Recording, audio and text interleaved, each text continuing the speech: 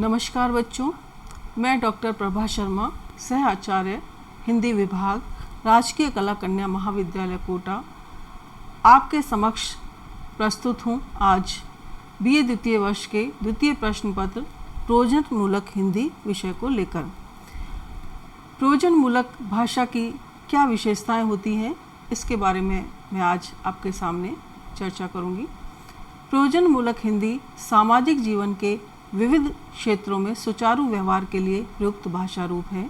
वह दैनिक सामान्य भाषा व्यवहार से तथा कलात्मक भाषा व्यवहार से बिल्कुल अलग है। उसमें प्रयुक्तिपरक विभिन्न रूप होते हैं। उसमें परंपरागत भाषा रूप भी है और नए भाषा रूप भी हैं।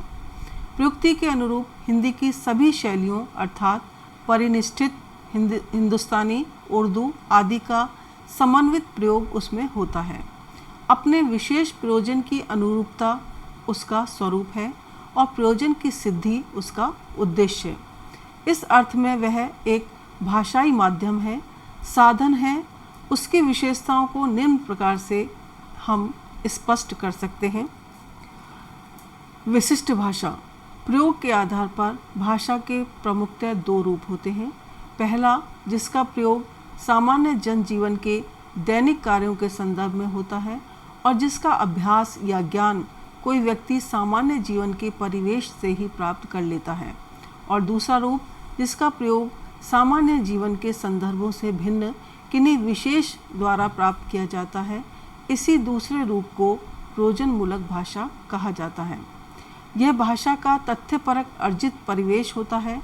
विशिष्ट प्रयोजनों में विशिष्ट वर्ग द्वारा विशिष्ट लक्ष्य की प्राप्ति के लिए उपयोग की जाने वाली भाषा विशिष्ट होती है।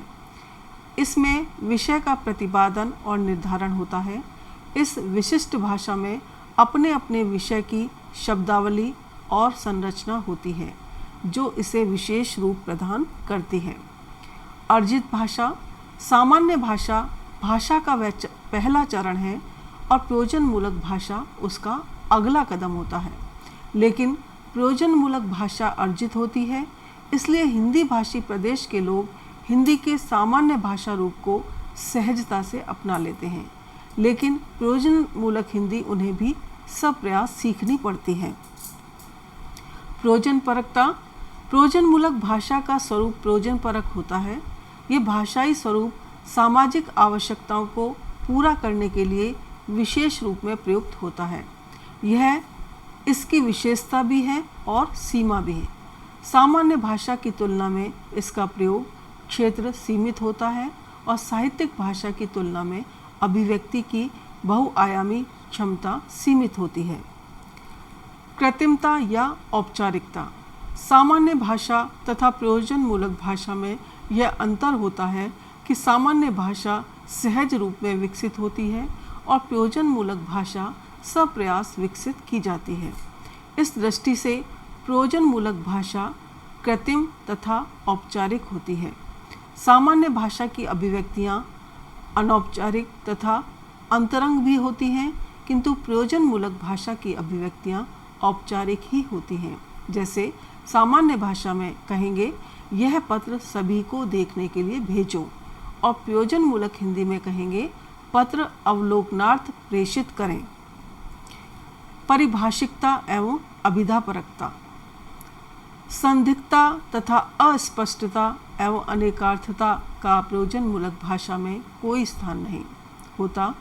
विविध प्रयोजनों की यह भाषा कार्यालय, बैंकिंग, विधि, विज्ञान, इंजीनियरिंग, मेडिकल आदि विषयों तथा कार्य क्षेत्रों में अपनी अपनी पारिभाषिक शब्दावली के साथ प्रयुक्त होती है।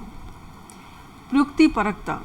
विभिन्न कार्य क्षेत्रों के लिए जिन भाषा रूपों का प्रयोग किया जाता है उन्हें प्रयुक्ति कहा जाता है।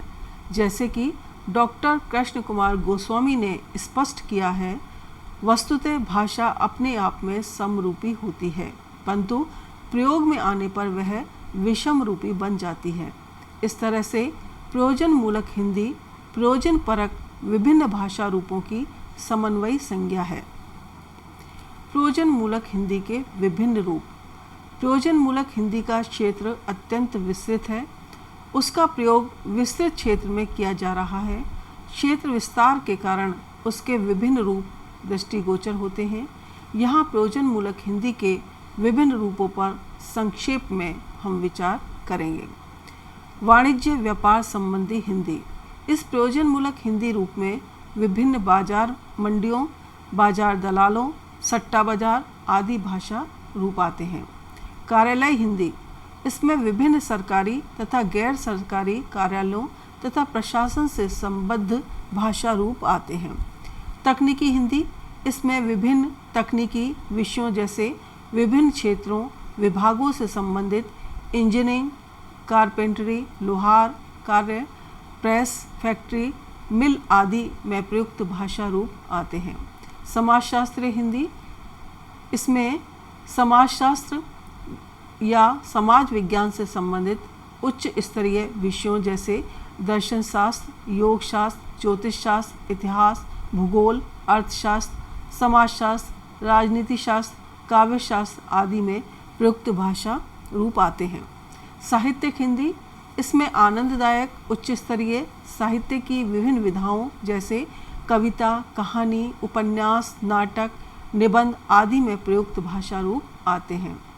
समाजी हिंदी। इसका प्रयोग सामाजिक कार्यकर्ता करते हैं। प्रशासनिक हिंदी। इसमें प्रशासन के समस्त कार्य होते रहते हैं। जनसंचार माध्यम के लिए प्रयुक्त हिंदी। यह पत्रकारिता, आकाशवाणी, दूरदर्शन आदि में प्रयुक्त भाषा रूप है। प्रयोजन मूलक के ये विविध रूप उसके विविध प्रयोग क्षेत्रों की ओर संकेत करते हैं। दूसरे शब्दों में प्रयोजन मूलक हिंदी एक ओर केंद्र व राज्य शासन के पत्र व्यवहार, विधानसभा की कार्यवाही, संसदीय विधियाँ, कार्यालयीन पत्राचार, सरकारी संकल्पों, अधिसूचना, प्रेस विज्ञप्तियाँ, आयोग समितियाँ, अभिकरण, मसौदे, निविदा, फॉर्म्स, लाइसेंस, परमिट, वैज्ञानिक तथा तकनीकी शब्दावली, विधि, बैंकिंग तथा डाकघर आदि में प्रयुक्त होती है। दूसरी ओर व्यावसायिक पत्रों, विज्ञापनों की रंगीन दुनिया, दृश्य श्रव्य माध्यम आदि में अपनी भूमिका निभा रही है। इनके अलावा जीविकोपार्जन में सेवा माध्यम के रूप में प्रयुक्त भाषा के विविध आयाम प्रयोजन मूलक हिंदी के व्यापक व्यवहार क्षेत्र की ओर संकेत करते हैं। इस प्रकार हम कह सकते हैं कि आज प्रयोजन मूलक हिंदी के प्रयोग क्षेत्र अनेक हैं। धन्यवाद।